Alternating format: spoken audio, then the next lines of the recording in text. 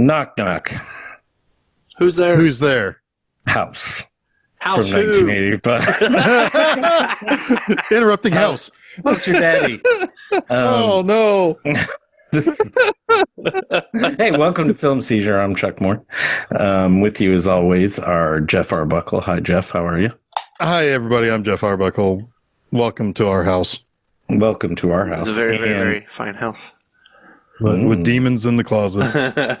Burning down the house. And Jason Oliver. Hi, Jason. Hey, how are you? Good.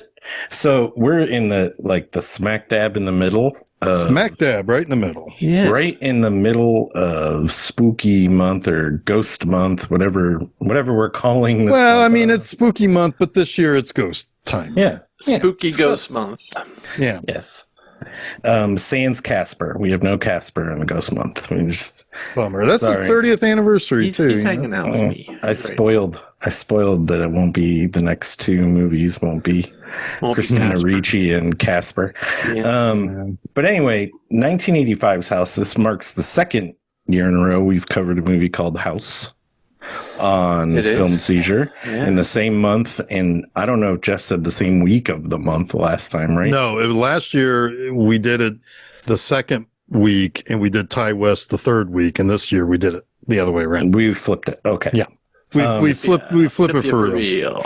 So Steve Miner's House from 1985, something that I've probably seen 100 times. Yeah. But not in, well, I've probably kept up with it, but most of those 100 times are definitely in my youth. Yeah. HBO, Played all the time, yeah. Yes. This and House 2, which is also a very, very fine house. Yeah. House 2 is the one that I kind of grew up with more. But like if I've seen House 100 times, which I haven't, but if I've seen it 100 times, I've seen House 2 like 300 times. Dang. Yeah. I mean, House 2 is definitely on a lot. Like they were very popular late night features. Oh, just on they were just on whether it was HBO or TBS or USA. Whatever. Yeah. I mean, and to be honest with you, as I was watching it, it's like, okay, first of all, this isn't that scary of a movie. It's a lot of fun though. It's very fun. This is exactly the type of stuff that I want right smack dab in the middle of my spooky month. Yeah, yeah. I want a little bit of fun. I want a haunted house, but I also want silly monster things and gremlins and stuff like that, right? And this movie gives it to you. But at the same time though, it's like it's not taking itself very seriously, which is also kind of nice. And this is a movie that I don't know why is not on AMC Fear Fest like every year. Yeah. It's never on Fear Fest. It's like, do you want the fun stuff or do you want just bad 2000s? This and 2 are perfect for it because they're relatively like clean, right? Yeah. There's not a whole lot going on. You don't have to edit much. And they're just fun. They're really fun, like breezy watches.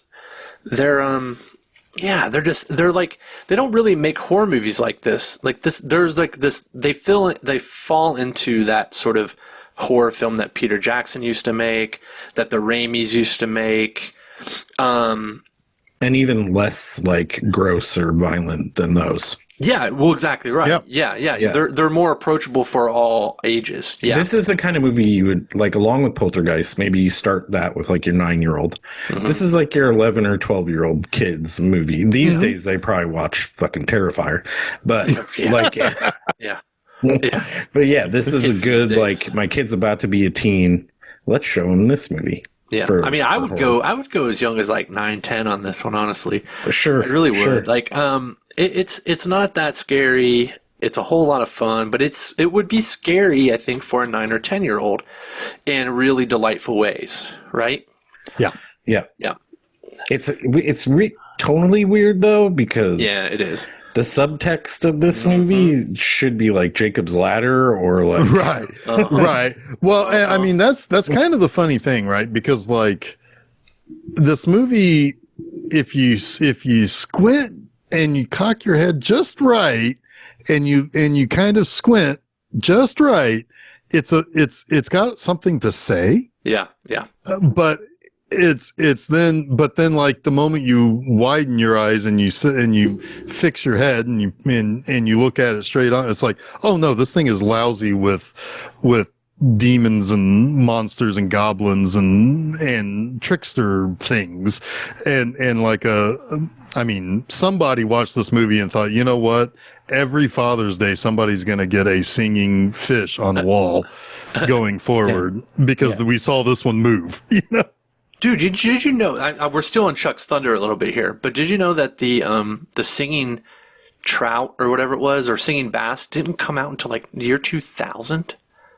Like this was I was way ahead of that. Yeah, I was actually kind of surprised because I was like, this seriously. When I said it to you guys, I was joking. Like this movie inspired the singing bass thing, and then I was like, well, and Steph's like, was that even?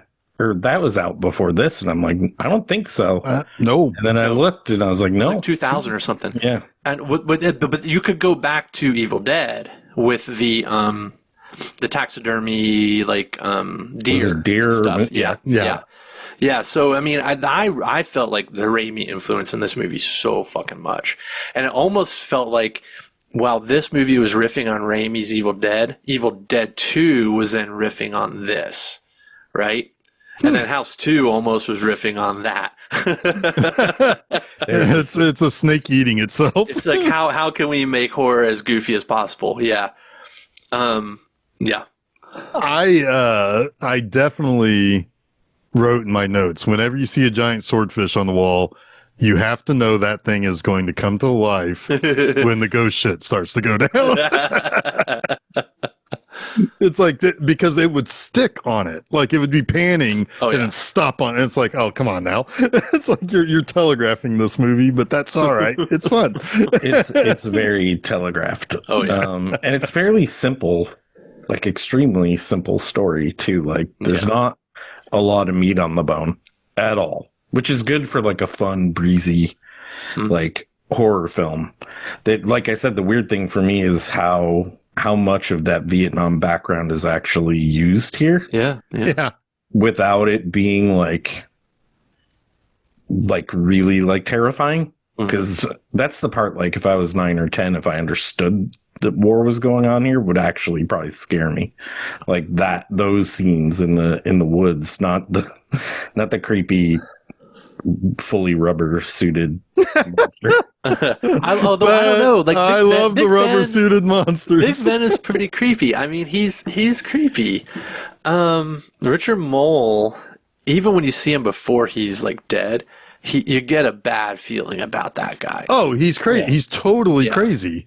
Yeah. Like he is. I mean, this is a guy who seemingly is committing suicide by war. Yeah. Yeah. You know, it's like, oh, I'll go out and do the front line stuff. And then he's like totally like insincere about it. Like, you know, and it's like, come on, dude. Come on, Big Ben. It's like, you're going to get yourself shot. Oh, you got shot. You're going to get yourself shot. You're going to get Roger Cobb shot. Yeah, you're going to get everybody shot. He doesn't want anything to do with this. Like, right. You're not going to get George Wendt shot, though. No. Although I do. No, you can give him shots. Just you're not going to get him shot. Yes. Yeah. Fucking George Wendt. There's one part where first of all, we'll get there. We'll get there to it because we'll get there because it's part of the Roger like kind of getting back into his Vietnam mode when something kind of inexplicably happens, which leads to a George Wendt thing that I have a lot of questions about. George Wendt is simultaneously like the nosy neighbor and also like kind of has his heart in the right place at the same time. Yeah. Mm-hmm. Yes. He's bored. That's what he is. I mean, God damn it, Vera's at home bitching at him all the time. But I've got some real like plot issues with him too. That we'll talk about, I think. Since we're talking about the cast real quick, William Katt and George Wendt are awesome. Yes. In this movie. Yeah. Yes. They're awesome. Like for this type of film, it's like perfection. The only thing maybe better than George Wendt would be John Candy, and maybe that would be too much. Totally. I would love John Candy in this. Yeah. But George Wendt is great. Yes, George Wendt plays that part really well, and William Catt, like, it's surprising how emotive he is. I was like, I don't remember him being this good. I don't know if it's good actor or just good emotion, like, shown, but well, he has a lot to do in this. He's got to play like the shell-shocked, traumatized Vietnam vet. He also has to play the grieving father, right? The divorced husband. And the divorced husband. Like, he's got a lot going on here. His character is super complicated, honestly. It's watching it again this time, I was like, man, there is a lot going on here. Maybe too much, but there's still a lot going on here for a really goofy horror film. Well, I wonder... And he pulls a lot of it off. I wonder if there's and he also so pulls much off some going of the on. comedy. Yeah. Yes, absolutely. Yeah, because... I mean, he has to play it straight from moment one to the end, but then he also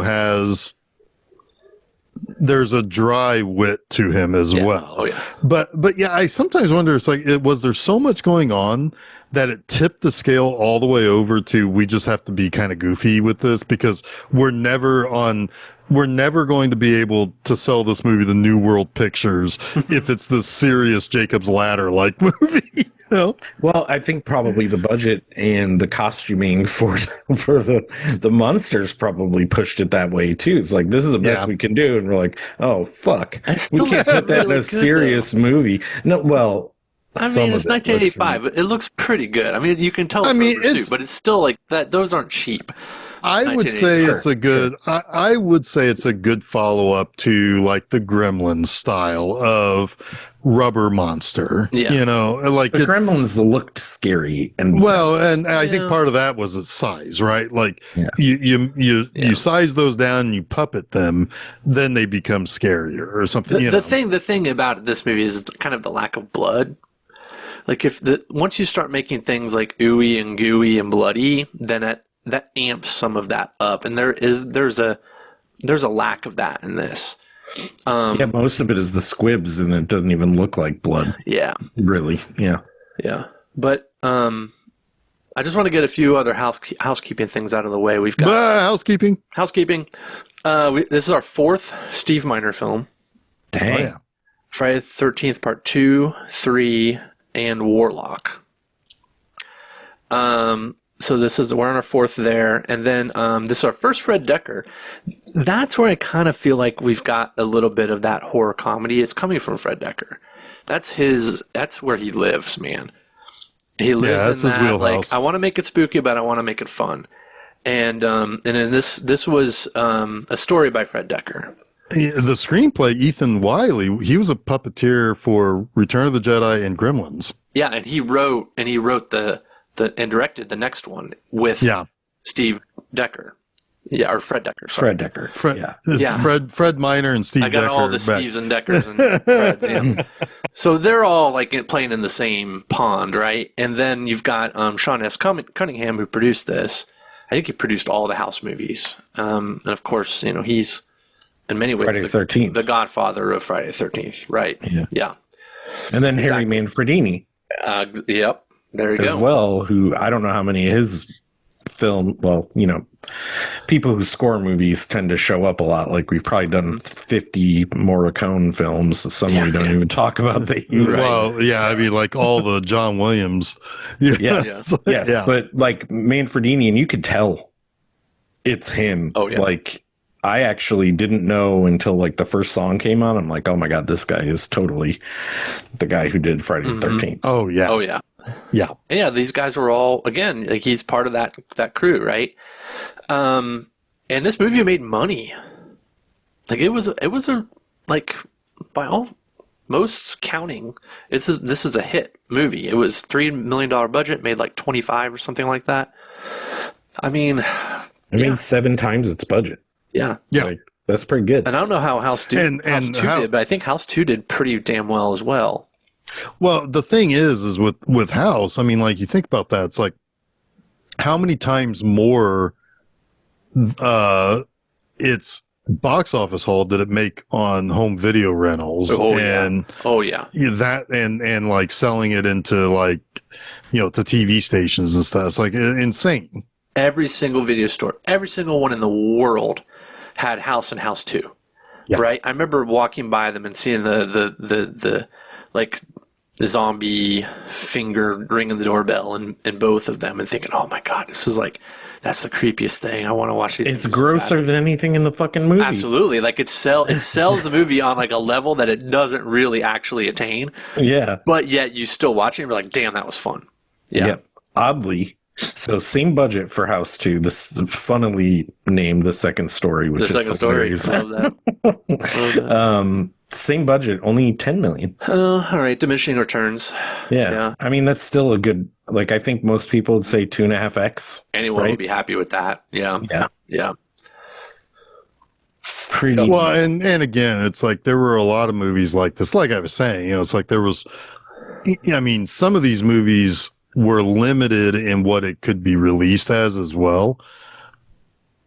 I mean, it was just kind of we need to get it out there to make some of the money or make our money back, which even like, like you talk about, like, I doubt that they probably spent that much on marketing for like, probably not New World Pictures. That's not really their wheelhouse. Their wheelhouse is cranking out cheap movies that can make a buck and then sell it to cable and video stores. Oh, for sure. Like I guarantee you the box office, it does not reflect in any way, shape, or form the money these movies made on video rentals, on syndication. Like, oh my God, they're probably still making money. Probably. Yeah. Yeah, I don't know how any of that works. Like if box office is only when it's in the theater. I really do. I think that's they cut it off after its theatrical run, and also we don't usually get a whole lot of insight into how much money it makes. Yes, because well, and there's also a couple of other things. Like back when we were kids, the box office take was split kind of in half. Right, like what would be reported would be the half that the production companies would take or the studio would take. So it's like, because you would see, like when we were kids, you could look in the almanac, it's like, oh, Batman made $150 million. But if you look at like what it actually made at box office sales, it was closer to like 325 million. But then there's also another big thing that can kind of come into play is kind of like return on investment. Like, it's like that's a bigger thing for like more like less horror, more like action types. Like, like can you sell things that have the movie title on it, or can you sell the rights to it for like car companies to use it as a advertisement or something like that. That's sort of the thing. That's sort of the thing. You never know with some of these movies, especially with the deeper sequels. A lot of times they sold the movie, just based on the concept alone, and they got their budget back. And while the box office returns might not reflect a profit, they still turned one, right? Yeah. It's a there's a little bit of a shell game with this too, because like. I mean, it's a house of cards of Canon Films. Oh, exactly. And I promise you that $25 million that House made probably funded the next 10. Yes. The New World Pictures. And New World Pictures. Yeah. Absolutely. Most definitely it did. Well, certainly probably House too. Oh yeah. And then some. But no, but I mean, and also the 80s are a weird time too, where it's like a lot of movies did come out with, it's like, oh, okay, well, it only made this much at the box office, even though it's quite a bit of a multiplier to its production costs. But again, that was the infancy of just get it to cable or just get it to video stores, and it'll all work out in the end. Yep. All right. So what do we have here? So yeah, at the beginning of this movie, we got this nice, like, it's like this. What kind of a house is that? Is that like a Victorian style? I would have said that, but I'm normally wrong about that. It's a big house. It's a big ass house with a little old lady in it. It's kind of like the Amityville house, but a little more. Or not kind of. It harkens back to that a little bit. Yeah, kind of. Yeah, I mean, it's like it would be a house that at nighttime it would look spooky. Yes, or Stu Macher's house from Scream, like one of those. Yeah. And we got the grocery kid coming to deliver the groceries to the little old lady inside. He notices the door's unlocked. He goes in and he ultimately finds the lady has hanged herself. In the upstairs bedroom or study or whatever that is. Yeah, somewhere upstairs. Yeah. So, did you guys kind of get a mild feeling of like, this movie kind of opens like a Tales from the Dark Side or a Tales from the Crypt episode where it's like kind of zooming around. It's like walking around the house before you go into the house. No, but I can see that. Like just the pushing in on the house and the negative. The reverse negative kind of look. Yeah. Yes. Yep. Yeah. Yep. So I totally can see that. One thing I want to comment on it, even though the lady hung herself and that sucks. It's funny to me because I don't know how long after this, but when the kid looks at that picture that's gross, he says sick. And to me, I'm like, we used to say sick is a good thing around this time. Yeah. So I was like, did he not like the picture? Or did he think it was awesome? Anyway, I mean, he's probably like, this is pretty awesome shit. Pretty sick, man. Pretty sick. So then we meet Roger Cobb. He's kind of a Stephen King-like author. He writes horror books. He's had some successes. He's definitely recognized when people hear his name or they've been fans of his book, they know what he looks like. Almost everyone that runs into him in this movie knows him. Yeah. Even the cops. Yes. And great book, man. Great book, man. He's doing a book signing and he's there with his manager. And, and you can kind of tell it's like he's not really into the fandom part of it, right? Like he's probably, a little weirded out by some of these people, especially the lady that keeps wanting to talk about his ex-wife. Yes, tell her she's beautiful. Yeah. She's great. I've seen all of her stuff. I mean, the guy that asked him what his next book is about, he's like, I'm writing about my experience in Vietnam. The guy's like, oh. Yeah. Okay. Which then leads to, it's like his manager's like, nobody wants to read about Vietnam War anymore. It's boring. You gotta keep with the horror stuff. And, it's very clear that he's like, he's got something he needs to get off his chest. Yes. He's got some repressed bullshit that's so repressed it's giving him writer's block. Yeah. Yeah, and like ultimately haunts him. Yes. The kind of stuff that a real scary fucking psychological thriller would be based on. Right? Like, well, bookmark that for next week. Yeah, sure. But yeah, he goes to his apartment.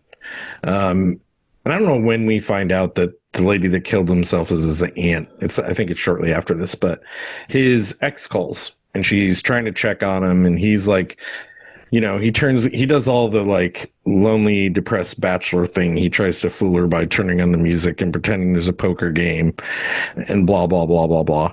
He also just throws a boxed TV dinner into the microwave and sets it for 30 minutes. I was wondering about that. Yeah, it's like, is that how you do that? No. To do it that way. I put it in the oven. Not even in the box do you put it in the oven. No. That box will catch on fire.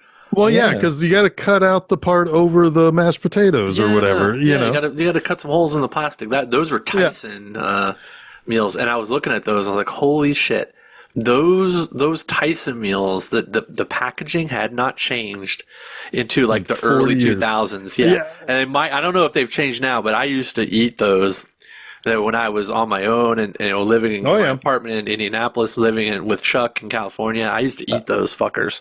Yeah, Well, they were $2 coupons on them. The Salisbury steak with mashed Yes. potatoes and corn. Those were the best ones. Yeah. Remember when the corn used to get in the brownie in those TV dinners, and you'd have a brownie with corn in it? Yeah. Oh God, I still hate it. man. They were like I would too. They were like $1 a piece. Those meals. I know. It's like, yeah, and and the Salisbury steak was edible and tasty. It was edible. I would usually get like a couple pieces of white bread, and I might make a sandwich, or I'd sop up the gravy with it. Yeah. Yep. Oh, sure. Yeah. Yep. I mean, and the mashed potatoes were always the best thing as long as it cooked all the way through. Oh, yeah, because you might get that frozen clump. Oh, God, it's so gross. Yeah. Or if they cook too long, it would start to get like grainy burnt on the ends. Oh, yeah. There was a time you could buy instant, like those flaky mashed potatoes that tasted exactly like the ones in the box, and then at some point that changed. Yeah. Or I get the instant ones, and like, it's not the same. It's more like the KFC style, Yeah. Yep. Which, God, did they ever make those with real? I mean, I know the flakes I don't know real potatoes, but I mean, I don't know if I don't know if KFC uses real potatoes, but it's real good. their old recipe was amazing with their old like real peppery gravy. Oh man, that was good shit. Yeah. I don't know. Every KFC in the world is shut down in this area. I haven't in this area, but there's still some on the east side. And God damn it, if we still don't get commercials for something that we can't eat. It's like, well, I want that. Damn it. Yeah, I know. I want that bowl that has everything on their menu stuffed into it because I'm a grosso. Yeah. I want that. That's funny. Anyway, so he ultimately finds out that his aunt has died, and he's basically the only person in her will. Yeah. So he goes to the house with this fucking guy, the real estate guy. I wanted to punch him in the neck. Yeah. I wanted to throw the harpoon at his dick that he shot. Like karate chop him right in the throat. Yeah. Yeah. Yeah. Yeah. So the first thing he says, like, well, we'll clear out all this junk. Yeah. It's like, that's totally like not the right time to say about this guy's dead aunt's stuff. And some of which is probably antique. Right. He's just this junk. He can make some money on this junk. Yeah. All he sees is the value that he's going to get by selling this house. Mm-hmm. And he also like just picks up a loaded harpoon, nearly kills. I mean, you could almost say this whole movie takes place. He died there, and this is a Jacob's Ladder. But anyway, he shoots the harpoon by accident, and then he like hardly like says sorry for it. He doesn't apologize. He makes a joke about it. Yeah. And it comes really close to the Greatest American Hero's face. I wonder too, like in the beginning, if Roger Cobb intended to sell this place, because by the end of dealing with this guy, he's like, I'm not selling. Yeah, I'm going to stay here for a while. I'm not going to let you make money off this fucking place. You yeah. Yeah. But yes, so he decides to stay there. Yeah. And he's going to work on his next book from here, basically. Yes. And he moves in his gigantic word processor. You got to love those early word processors that are like, and 67 cameras apparently. Yeah. That would have cost so much money. Yes, he was rich. He had to be Stephen King. Yeah. Every single one of those cameras was probably like $1,000 in 1986. Yes. Yeah. This is also when we see the giant swordfish for the first time, and it's like, it's like Steve Miner practically walks out from behind the camera to point at it. It's like, keep your eye on this. Yeah. But it's part of the fun of this movie, though. Yeah. But yeah, it's like he meets his neighbor, George Wendt. I don't remember his name in the movie, but his name is Harold Gorton. Harold Gordon, yeah. Harry. I think he calls him Harry, actually. But have we had the flashback yet? Oh, no, I guess not. Go ahead. Because he's looking around the property and you find out why he's divorced. Yeah, it's pretty important. And it also like is like a terrible plot hole. He's like doing some work around his aunt's house as an adult, and his wife is there and his kid is there, and then he turns around and his kid is missing in the yard. It's like, what happened? It's Well, like, his kid was in the pool. Well, that not yet. he was in the yard. And it's That's like right, the kid that's is right. missing, and then he runs out front, and then like a car speeds off, and he's like, "What the fuck was that?" And then he runs back into the backyard, and he sees his kid in the pool, and he dives into the pool, and he and this kid just disappears in the pool. And so there's been a living child, who has disappeared, right? Which is the impetus for him getting divorced. When the cops come, the aunt is like almost like taunting the mother, about it. She's like, the house did it. The house did it. Which she's right. But the mom, what's her name? Sandy? I don't know, but you should do the rest of the episode in that voice. The house did it. It's like Adam Sandler is our special guest here. And then she's like, "Would you stop it, you crazy coot?" Whoa! Yeah. Holy shit! Yeah, you crazy coot or whatever she says, and she's like, "Ooh, touchy." It's like, what the fuck, bitch? Like, she just lost her kid, and you know that the house ate it, and you think she's touchy?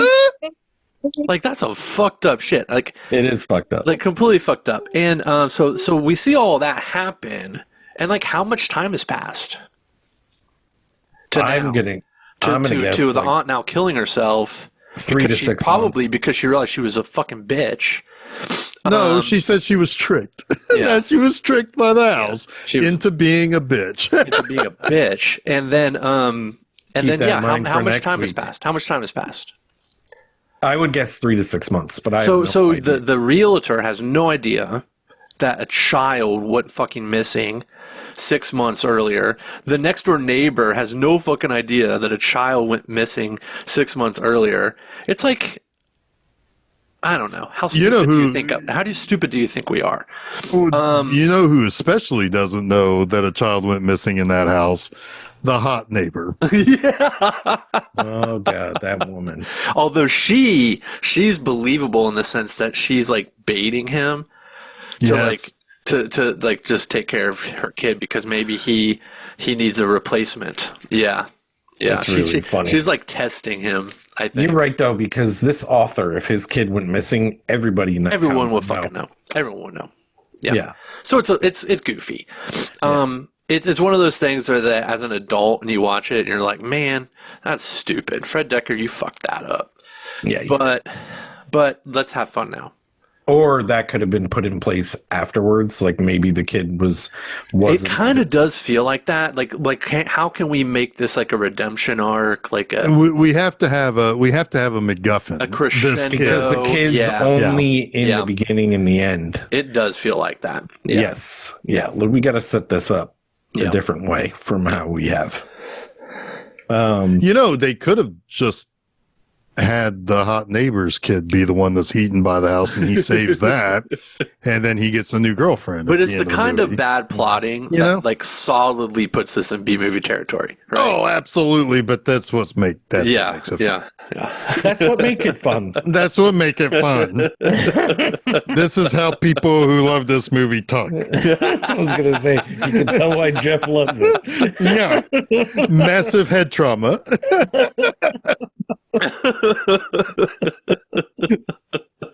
Oh man. But thank you. I had to get that out of my system. No, you're right. Oh no, I mean don't think I wasn't asking a lot of questions here during this watch. But at the same time I was like, monster. We can't just gloss over it and go straight to George Wendt though. I can't. Well, that's fair. That is fair. I mean, I had forgotten that. Yeah, it was when he was walking around with the real estate guy that he was having that flashback. Yeah. Yeah. I mean, yeah. I asked all these questions too, and I still said 3.5 stars. Jeff says, check it out. Jeff said that would make good. That make good. Oh man. And I have not seen your baseball, Jeff. How'd you get the Franks above the beans? No, the beans above the Frank. So how do you get the beans above the Frank? Beans above the Frank. That's right. Oh man. Oh boy. Anyhow, so he meets Harold, who keeps a well-loved copy of one of his books in his pocket at all times. Yeah. To the point where like the pages are all falling out. Yeah. He really likes that book. Yeah. I love it. But I love how I mean, this is so good. It's in the trailer when he's talking about. It's like, oh, the old lady used to live. She was so crazy. She was a crazy old bat. She was just. She's probably somebody eventually got tired of her and offed her. And then William Katz's like, well, that's my aunt. Yeah. He's lovely lady. Heart of gold, just a real saint. Yeah. Yeah. Heart of gold though, just a real saint. Just on a dime. On a dime. Yeah. I mean, this is why you get George Wendt. Yeah. Yes. Because I mean, it's the most norm thing he does in the whole movie, other than his midnight snack. But yeah. Oh sure. Oh yeah, showing up with beers and Chinese food at midnight is very norm. Yes, sure. But the most norm line was that He's that. been in Cheers for years at this point, right? That was like 81 that started, or 82. 82 was when it started. But yeah, I mean, by this point, he was well. I mean, he was a selling point. That has to be a pretty good get for this. Oh, for sure. Movie. Yeah. Yeah. I mean, I'm pretty certain he was a selling point for the movie. And Cat was in The Great American Hero, but he was also in Perry Mason. Yes, he was. He is Barbara Hale's son. Yeah. The Della Reese's son. Yeah. I mean, but he plays the same character that William Hopper played. I know way too much about. He's Perry like Mason. related to William Hopper, though, isn't he? Like in the show, in the story. Yes. Yeah, I think it's his son. Yeah, Paul's George son. Wendt was in Fletch the same year as this. Yeah.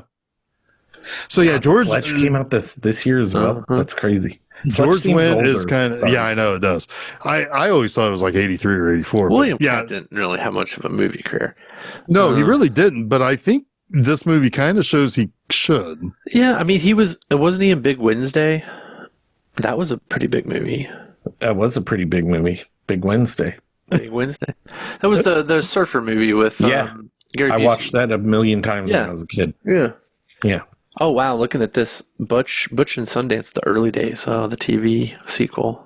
But it was called Butch and Sundance. Butch. It was Butch. Butch. Yeah, it was Butch. Not Butch. Yeah. 2 T's. Doesn't the Grim Reaper in Bill and Doesn't the Grim Reaper in Bill and Ted's talk about Butch and Sundance the early years? Isn't that like one of his favorite movies? Or am I just being insane? I don't know, but Butch and Sundance is killing me. You guys and your fuck ups are classic. Oh man. Oh man. Normally it's me messing shit up. Like man, Cyborg 3 also. William Cat. Yeah, fucking I love him though. He's so likable in this movie. Yes. Yes, he is. He is. And a lot of it, I mean, I don't know if this excuses the big plot hole and plot points problem, but he is kind of he's got a lot of baggage, and now this is it almost is like, he's just kind of given up. He can't do anything until he gets this thing off his chest. I've still never seen anyone wear a V-neck sweater with no shirt underneath as well as he does. It's so fucking awesome. Well, if I get me one of those velour V-necks, I'll have the chest hair popping, and it's going to be glorious. Before this, the neighbor wanted to have sex with him, and after she saw him in that V-neck sweater, she's like, "I'm going to drop my kid off. I'm go find somebody else." Yeah, I trust him implicitly.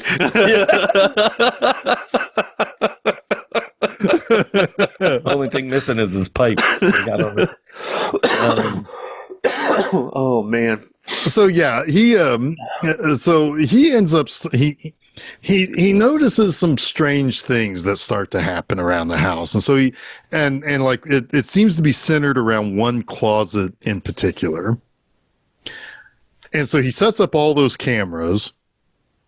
Which I think is the room that she killed herself in. I'm not positive, but I think because he also sees her in there, and when she jumps, because she says the house is tricking me, it's going to trick you too. She jumps and disappears, and he's like, "What?" And I love that shot. He opens that closet door, and that weird, crazy monster pops out, and he pushes it back, and that's why he gets all the electronics, because he wants to catch it all on camera. Yeah. Yes.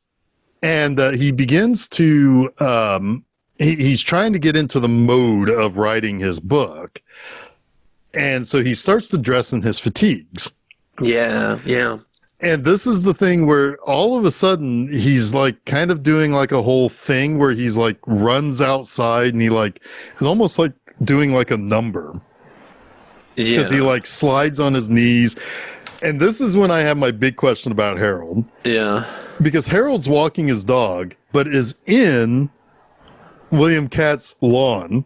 Yeah. Is he bringing his dog over to poop in the 100% he is. Because you know that dog is used to shitting in that front yard because he hated the old lady. Yes. Yeah. Oh yeah, that dog probably could only shit in that front yard. Yeah. But that kills me because he's like doing a dry run. Roger is of like how he's gonna pull the door open and then he's gonna run out of the house and he like tumbles, he's doing all of his military like moves, and then he runs out of the house and goes down on his knees and slides and with his arms up in the air, like, yeah. And then George Wendt is just, like his dog's shitting in the front yard. He's like, "What you doing?" Yeah, it's yeah, because I was like, wait a minute, wait. What's he doing in his yard with his dog? It's so funny. It's so funny. And that's when he's like, "Oh shit, I'm being silly right now." He's like, I need that. He's like, "Yes, I know. You need your solitude or whatever. You need to write." And he's like, "Yes." And he goes back in, and he's like peeking through the blinds, and he's gonna go back into the room, and he's about ready to do it for real. He's gonna pull the door open for real, and that's when George Wendt shows up with like, 2 6-packs of beer and some burgers or whatever. He's like, "Hey, I thought you might want a midnight snack," and it scares the shit out of him. He's like, "What are you doing in my house?" Just a pretty good question. Yeah, he crossed the line for sure. Yeah, you don't just show up. "What you doing?" He'd be like, he should have thrown it back at him. "What you doing?" Yeah, flash midnight snack. But so this is when George Wendt is kind of like, "Oh man, this guy maybe has a screw loose." Because they go downstairs to talk over the food that he brings, which I think is like Chinese noodles or something. Oh, you're right. It's Chinese noodles. It's not burgers. Yeah. Yeah. And he tells him that he thinks the house is haunted. And he's like, "Oh God, this guy's crazy, just like his aunt." Like if he knows that relationship, I can't remember if he actually makes that connection. Yes. Oh, he does. He knew by now. Yeah. Yeah. He knew earlier because he made fun of her. We already talked about that. Yeah. But at that point, he's like, "Okay, there's something wrong with this guy." So he steals his telephone book off his table and goes next door to his house and calls the wife and is like, he's seeing shit.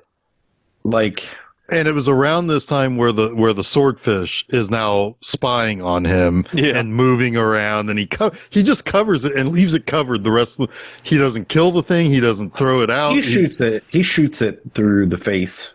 Oh, but he does. He just covers it and leaves it on the wall. Yes.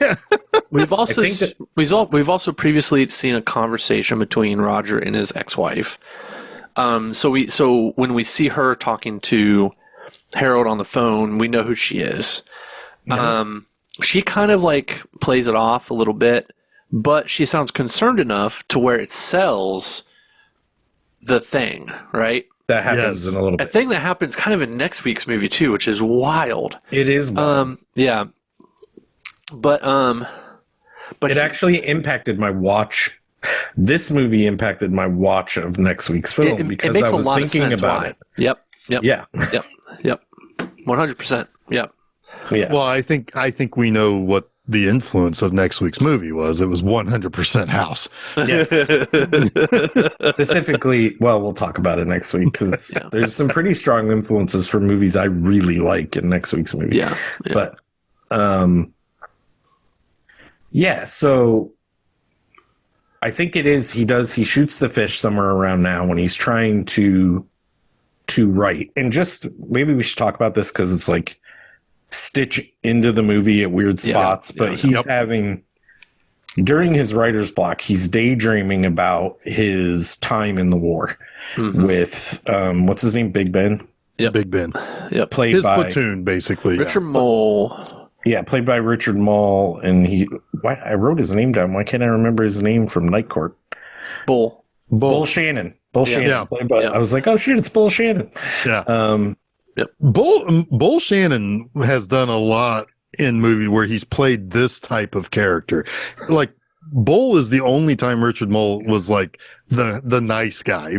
Every other time he's always been like he's the goon or he's the big bad or he's like Michael Berryman, like a different kind of Like they play the same kind of roles. This might be a good time to mention this. I was doing some Google searching around Richard Mole, and I hit this Reddit thread where somebody said that they went to a con and they were doing a House reunion, and William Catt was there, Richard Mole was there, right, next to each other like they do, and next to Richard Mole on the other side was Tony Todd for whatever reason. Well, I guess like the guy who told the story said that William Catt didn't seem like he was having a very good time. He was just kind of like that guy who's at the con and just doesn't want to be there, right? But Richard Mole, on the other hand, right next to him, was having the time of his fucking life. He was enjoying like talking to everybody. He had a puppet of his character from Night Court. Oh my God. And he was talking to everyone through his puppet. Oh my God. And he was talking to William Catt through his puppet. No. That's why he's not for probably hours. And that's why he's not having a good time. Exactly. And at this point in the when this guy was like witnessing this and going up and seeing this, Tony Todd finally intervenes and he says to Richard Mole, "Stop bugging William Catt." That's so good. Oh God. That's so fucking funny. Just Richard Mole talking through a puppet of himself just kills me. It'd be hilarious. It would be hilarious. Having a time of his life. Time of his life. Well, listeners at home, you don't realize this, but this entire episode, Chuck has been talking through a puppet of himself. Of myself. Yeah. Not of Bull Shannon, of myself. Actually, weirder, it's of Jason.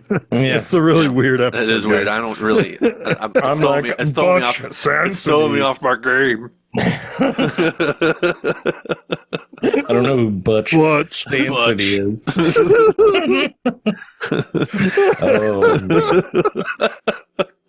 Want you touchy? Oh God. So anyway, so the wife shows up when, like he's kind of at his like wit's end with like what's kind of going on in this early stage of the house kind of reacting to him. And he's like, "Oh, hi, and wife or whatever," and she turns into a monster wife. Yep. And it's like it's like a pile of skin with a mouth and eyes. Is that a good description? Yeah. It's not great makeup, but it's fine. But it's fun. Come on now. Yeah. And he shoots her twice, I think. Yeah, and blows her through onto the front porch. Yep. Onto the front butch. Yep. And when he looks, it's like, oh no, that's my ex-wife.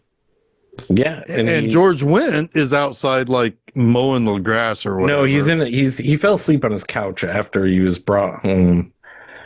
That's right. Did the drunk thing happen already? Did we talk about that? When George Wendt drank like 3/4 of a bottle of Jack Daniels? No. That's when they finally do open. Okay, that's when they do finally open the door. Yeah. Okay, so yes, but he's sleeping on his couch. He hears the gunshot. This is the morning after he called the wife. Yeah. He wakes up. He looks out his window. He's like, he's got a gun. Yeah. He calls the cops and he's like, hey, I think there's a suicide that's happening next door. Yes. And after the gunshot, after the wife falls on the porch, not Tony Todd. There had to be another Todd brought up in this movie, or whatever his name is. William Catt is on the porch cleaning his gun, and actually, like, really good acting here. Roger Cobb. Thank you, not Tony Todd. Roger Cobb. I fucked you up with that one. You did fuck me up. There's some pretty effective, like, teary-eyed stuff. I don't know if he put lines in his eyes or something. I'm like, he actually looks he's like a professional actor. Yeah, he looks devastated here. I mean, he sells it better than The Rock does in The Smashing Machine, so. Good. He doesn't pull a sheet up to his face to, like, hide the fact that he can't properly emote on screen. Oh, no. Oh, no. Don't worry, Chuck. It's a fine movie. It's the only bad part of his performance, honestly. Yeah. Everything else is really good. Yeah. But he had trouble, like, getting there. Yeah. Oh, yeah. Poor guy. Yeah. He needs some hymns. That's funny.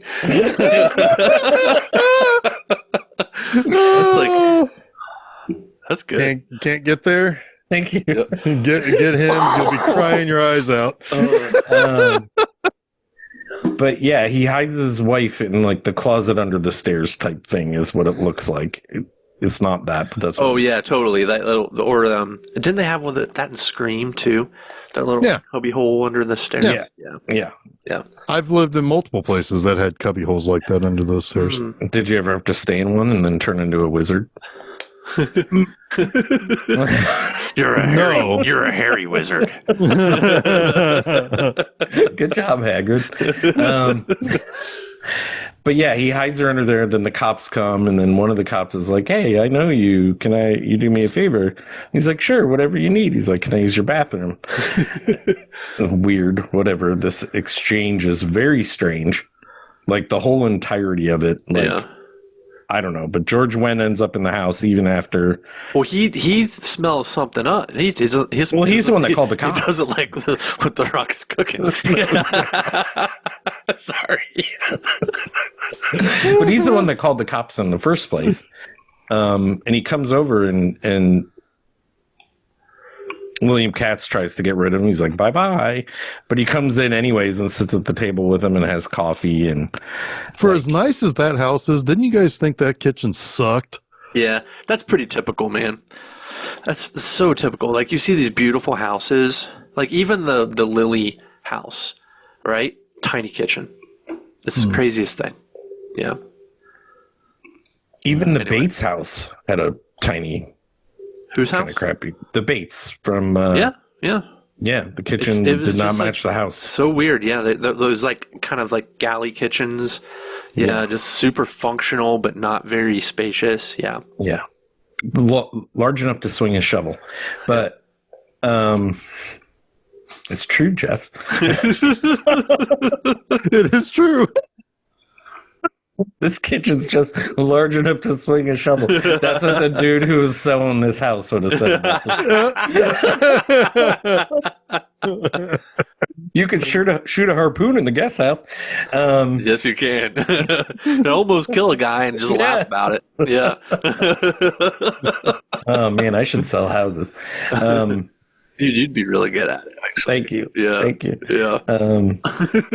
But eventually the cops leave and George Wendt leaves and he realizes that the gun is missing. kind of like freaks out before the cops leave, and he's like, "Oh no, everything's fine." But now the giant lady has the shotgun, right? Like, I don't know. Could somebody pick it up from here? The pile of skin has the shotgun now. Also, is this around this time where we see the floating gardening tools that's very easy to escape? Yes. I love those. Yes. Most definitely. And those definitely come back later. Good writing. Introduce them and then have them come back later. They kind of come back later twice, too, because they're in a painting. Yes. Yep. Oh yeah, because one of the cops is like, yeah, my aunt was a painter. It's like, yeah, that's what you're. So my aunt was an artist, and the cop says, if that's what you call it. Yeah. So he'd already been attacked by these when he went to get the shotgun. Yes. Originally, yes. Yeah. We didn't talk about that, but that was the first time. But now they're stuck in a bathroom door or a door of some room used to, like you said, writing later. Go ahead, Jeff. Talk about it. What happens? Okay, so. Yeah. So is this? So doesn't he lead the? He leads the pile of skin to the gardening tools, doesn't he? Yes. Yeah. So basically, she's about to shoot him, and he opens the door, and the gardening tools go into her, and then he's gonna bury her. Yeah. Chops her head off. The scissors chop her head off. Yes. Yeah. The joke at the end is he's chopped her into like 24 pieces because there's that many mounds of dirt all in the yard. Yeah. Because it keeps moving. The body keeps moving. He buried the head, then the body's moving, and the hot neighbor is kind of like buttering him up. She was in the pool, and he's like, "Oh shit!" Who is she, by the way? Because she was in 2 James Bond movies. She's actually she is the Octopussy and View to Kill. She's at the beginning of View to a Kill. She drives the iceberg boat and fucks Roger Moore. Well, she is hot. She's also in Alien Terminator, as well as Howling 5. Ooh, Howling 5. Howling 5 wasn't terrible. Yeah, when you consider the movies around it. That's very well. Yeah, when you consider 7. Holy shit! Yeah, that's a bad one. That's a really bad one. Yeah. Anyway, oh shit, she was Hebe on Twin Peaks. That's where I know her. 100%. That's so weird. Okay. Who is she? She was. I think she was one of the like Norwegian ladies on Twin Peaks. Well, she is from Scandinavia. So yeah. Anyway, so she's buttering him up to like, what we realize later to watch the kid, and the body keeps moving, and he's like kicking it and like hitting it with the shovel when she's walking away and all of that. So that's when he decides to completely and totally dismember the whole thing. Dude, Chuck, sorry. Yes. I know that this music video was super meaningful to you in your youth. She was in Adam Ant's video for Strip. Really? Yeah. Oh my God. I'll have to rewatch that. I know, me too. Yeah. All right, sorry. No, it's all right. That was an important moment. Okay. It is. I love that song, and I love that video. I know you do. There you go. All right. Can we... Keep going. He buried a bunch of the body. Yeah, and so she then comes over with the little kid, and he's like, "Oh, that's what this is all." And it's like, "I'll be back later. You'll be fine." It's a pretty fun payoff. It is, and because she's not only brought, but she's brought like a blanket, a change of clothes, toys. Yeah, but she's only going to be gone for a couple of hours. That George Wendt's dog ran off with the hand that was somehow ran out of the ground, and when she shows up with the kid, the hand is on the kid's back, which leads to a fun like chase through the house and stuff. But and like he catches the kid in the bathroom and like yanks the hand off, flushes the hand. That's a hell of a toilet. Yeah. It's got to have some power behind it. Yeah. I mean, I would like to eat Taco Bell and go there. Auntie must have had some big deuces. Yes. Gigantic deuces. Yes. Monster hand-sized deuce. That's why George Wendt thought she was full of shit. Yep. Because she was. Yeah. So anyway, so yeah, it's like, but eventually all of that basically calms down. The kid, he's like trying to write, and the kid is like trying to play with his toys, and his wife is on whatever show she's on the TV. Yeah. Then two little gremlins come and take the kid up a chimney. Up the chimney. Yeah. Yeah. I don't fucking know. I don't know. I don't know what's going on here, but Roger Cobb grabs onto the kid's feet, and I'm surprised he doesn't get ripped in half in this exchange where they're pulling him up a chimney and he's hanging onto his legs. But he somehow, I don't even remember how, manages to get the kid down. And then mom shows up and takes the kid home. Yeah. Well, he gives the kid a bath. Yeah. And then the mom shows up. Yeah. That was a very important scene, the bath. Yeah. Thanks for bringing that up. It's all very weird. But they you don't give the kid at each other. And you don't give the kid back full of soot. Yeah, you get the soot out of him. I agree. Yeah. I think what they're trying to do with that scene is remind us that he's a dad. Him of that he's a dad. He has these natural instincts. Yeah. Yeah. Also, it kind of comes off a little creepy, honestly. Well, sure, but again, do you see what I'm saying? That could have been the original story, right? Yeah. It's this kid who gets taken that he has to go and save. Oh, that makes so much sense. Yeah. And instead of having the hot neighbor, that was his girlfriend or something. And that's he's got and maybe he wasn't so sure about being a dad. Now he's going to use all of his army training to get him back or whatever. You know what I mean?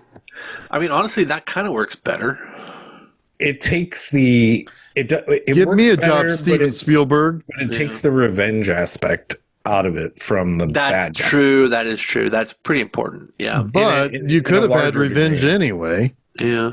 Because it isn't just. I mean, he did kill his aunt. Now he's gonna take the kid of the girl he maybe is. Maybe they thought there wasn't enough weight to that, which in this movie doesn't fucking. Yeah, it would have been fine. I mean, this movie can't really deal with too much weight, outside of a feather. I mean, or it's gonna fall apart. There's no explanation for why this house is the way it is anyway, and how it's just how it's Big always Ben been is on able it. to access this ghost dimension. I mean, none of this shit is explained. So. Well, much like next week. What I will called say, the unexplained. Yeah. What we also get a resolution on too is what happened that he wants to write about from Vietnam, which is their CO basically, or whoever was the head of the platoon, is we need somebody to go out and do the rounds basically on the front line. And nobody does anything that this fucking captain or whatever says. Seriously, these guys are surprisingly alive. Yeah, they're and they're so all bad. No, I'm not doing it. It's fuck you, I'm not doing it. And at one point, Big Ben's I'm getting kind of tired of him telling me what to do. And Roger's that is his job. That's that's Kevin Costner's dad in Field of Dreams, by the way. Ah. Yeah. Yeah, Kinsella, I forget his first name. Yeah. Yeah. Okay. When he finally plays catch with his dad, that's him. That's him. That's the same guy. Nice. Nice. So, but yeah, we eventually get to the point where it's Big Ben's ooh, I want to do the rounds. I want to go on the front line. And Roger's Ben, shut up. This is stupid. This is the most dangerous thing anybody here can do. Don't volunteer for it. And so then he's all right, Cobb, you go too, because apparently they're partners. If one goes, they both have to go. Mm-hmm. And yeah, and like I was saying, it's Ben is real lackadaisical about all this. Yeah. And it's he's out in the open, he's not he's not being quiet. No. And he eventually Charlie gets him. Yeah. Many times over. Yeah. Mm-hmm. While Roger is hiding, as he should. And Ben pleaded with him to kill him, but he couldn't pull the trigger. And what we find out later is that he was captured and tortured for a while. Yeah, of course. Yeah. Which is what leads to, so there's the survivor's guilt that he didn't ultimately give his friend a quick death. Or then try to save his friend. Yeah. And then there's also they didn't even kill me. You couldn't kill me. They didn't kill. They tortured me until I died. Yeah. Yeah. And so there's kind of coming in at like multiple angles as to why Ben is none too pleased with Roger. Yeah. He's nonplussed, to say the least. So so basically all of that has kind of led to, hey Harold, why don't you come over for a midnight movie? Yeah. And he's like, okay, at midnight I'm gonna open this door and these gigantic raccoons are gonna come out. Use the harpoon to shoot them, but please shoot them when I'm out of the way. Oh my god. And all the while Harold's like, yeah, sure, whatever. And then he opens the door and gigantic like fucking Joe Dante monster comes flying out of it. Yeah. Yeah. And Harold's like, oh my god, this is real. And then it drags Roger into this portal that takes him back to Vietnam. Yeah. Yeah. And he basically to relive the thing you just talked about. Exactly. That's what I love about this movie, honestly, and what I really like about the next movie is this house dimension, right? Like the house is this. It's sort of like what we see in Poltergeist, but you don't get to go there, right? Yeah, you don't see what it is beyond the veil, but in this we do, and it's like it's all of William Katz's worst nightmares. Yeah, yeah, it's his baggage. Yeah. Yeah, but then you also get the really cool stuff with him hanging off the.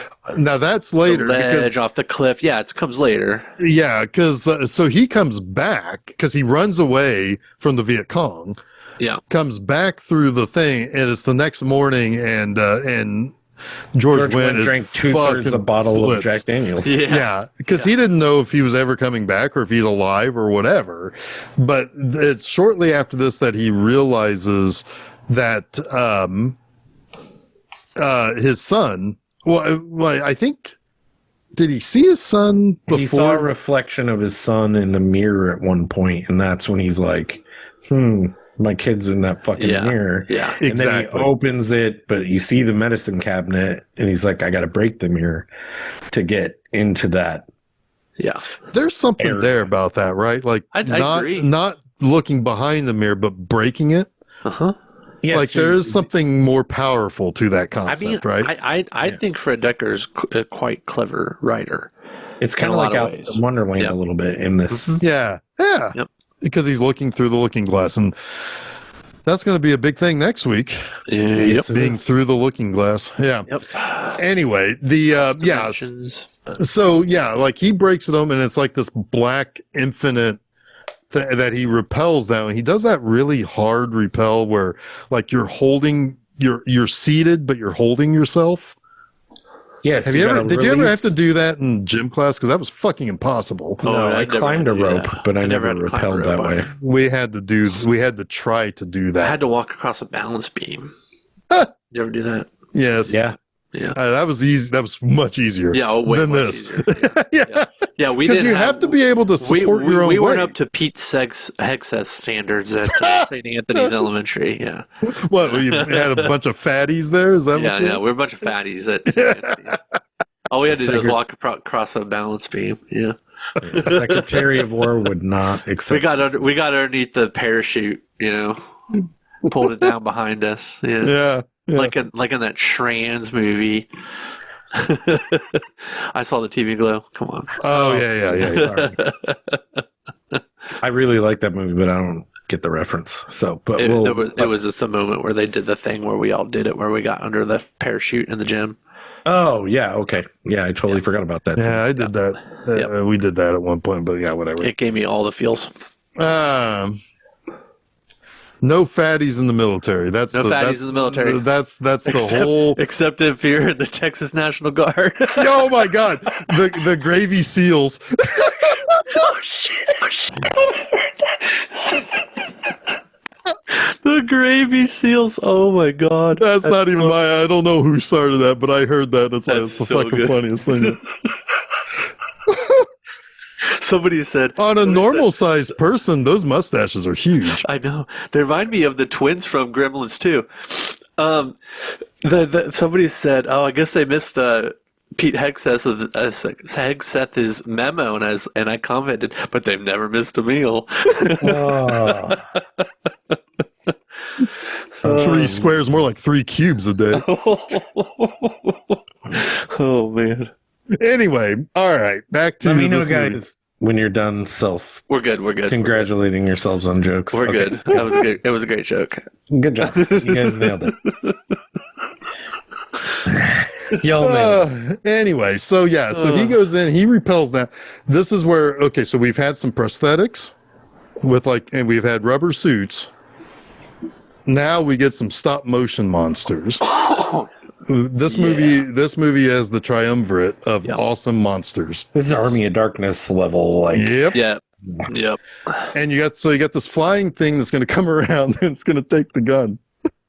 Oh my God. Which is hilarious because like the whole time I'm thinking, isn't it dangerous to have guns around a haunted house with monsters in it? I mean, like you want to protect yourself, but those monsters are going to get those guns.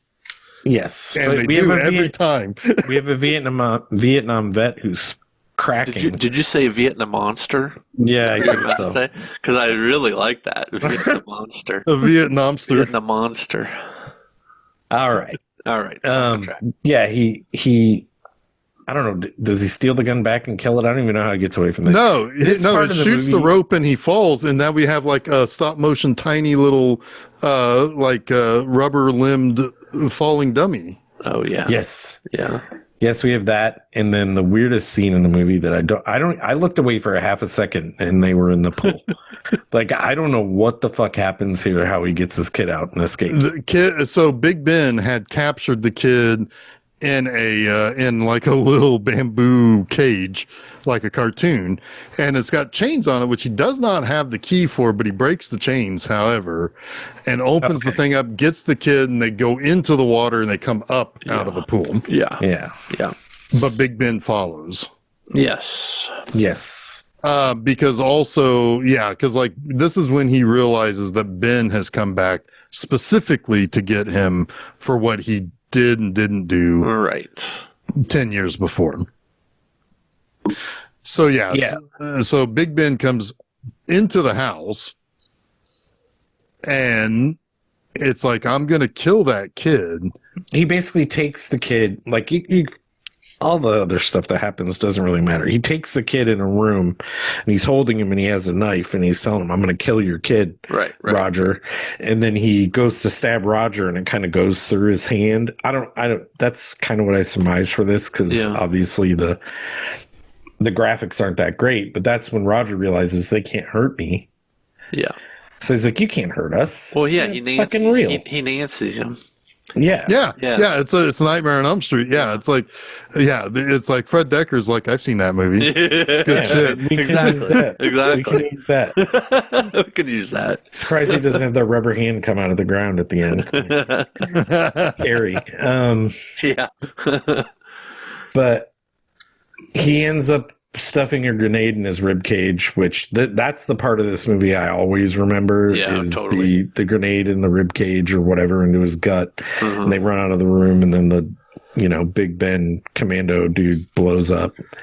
Yeah. And there's that's also the line not before that where he says, back from the grave, ran out of ammunition.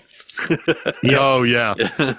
Well, he that would have awarded Richard Moll a Drive-In Academy Award. Oh yeah, 100%. Yeah, 100%. I do like how Big Ben's demeanor changes once Roger's like, I'm not scared of you anymore. Yeah, you can't do anything to, because he becomes whimpering and he's lost all of his power. The big strong man is now a whimpering nothing. basically. It's like Darth Vader when he goes, "What? What? No. No. Yeah, he blows up, and this is when the wife pulls up, and reunion. I felt so Yeah, good. yeah. Oh my God, Mother and son reunion. My son's alive. Yeah, It's only been 6 months, maybe 3. we don't know. That's know. what we guess. We have no clue. Enough time to get divorced. That was probably a messy divorce between. Yeah. Yeah, I mean, that's why I'm thinking it's at least a year. Yeah, a year. I think a year. Yeah. The kid hasn't grown much in a year. Well, he's in another house ghost dimension. He's in the nether region. The nether limbo. The nether. The nether imbo. Yeah. He's in the crotch of the house. Oh, God. The nethers. Yeah. Yeah. With Butch. Yeah, with Butch. I got for Butch. Fun movie. Yeah, it's fun. I mean, it's silly as hell, but that's kind of exactly what I needed. Yeah. Especially since these next two are a lot heavier. Yeah, they are. They are. But no, I mean, it's always fun when I see this, and it's always, it's like, it's a movie I watch with a smile on my face. Yep. Even when the smile starts to fade and I start to question, I just remember to myself, it's like, this is just silly. And then I smile again and I power through the rest of the movie. Yeah. 3 stars. I give it 3.5 earlier. I don't remember what I did. 3.5 or 3, whatever. I think you did give it 3.5. One of them, of the 2 that I watched for this show, one was 3.5, one was 3. I think this one was 3. I think next week's 3. I think I gave both weeks 3. But for different reasons and totally different movies. Oh yeah, they are. Yep. Yeah. Although as much as they have in common, they're very different. But they do have a lot in common. Yeah. I will say that I do appreciate also that this is kind of a small movie. It's like it's like there's only really just like 3 or 4 characters. Very rarely are there more than 2 interacting at the same time. Yeah, it's almost like the capsule episode, right? It's like the capsule. I was going to say canned episode. Yeah. Yep. Or whatever they call that. Yeah. Yep. Yeah. Well, I mean, we've danced around it a little bit. What's next week? Yeah. What's next week, Jeff? Oculus. It's a movie I've wanted to see for a little while. Yeah. Yeah. Hadn't seen it. Did not realize until more recently it was Mike Flanagan. Uh-huh. So, we got Ty West, we got Mike Flanagan, we got Toby Hooper, we got names this month. We got names. I mean, Steve Miner. Yeah, we've got Steve Miner. We got some horror greats throughout the decades here this month. Yeah, horror greats or people that we've all praised. And then we may end it with one of the most controversial masters of horror of them all. Well, you really only need 1 or 2 really good ones. I know. But one doesn't even have to be a horror movie. He's a controversial one. Oh, he is absolutely controversial because it didn't take long before I was like way soured. But that's not Mike Flanagan though. Mike Flanagan, I'm Mike on board Flanagan with. is getting better and better. Yes, and so this we'll is talk an early about that and more next week. Yes, so October 22nd, come to filmseizure.com. That's where we'll have your Oculus. Not a physical one. Fuck you. We're not buying you one of those. But you can come here and hear us talk about a movie that's called that. And we'll have a good time. Yeah. Go to filmseizure.com, not only to hear where all the episodes are, but also where you can follow us on the social medias, where you can also find the different places, the different sites that we upload the episodes to, all that good stuff. This upcoming Monday, also at filmseizure.com, I have another episode of Monster Mondays with the spooky theme of like that kind of found footage / alternate media type of Halloween specials. Well, you don't get any more special than the WNUF Halloween special. That is on this upcoming Monday on Monster Mondays. Go to filmseizure.com to get that.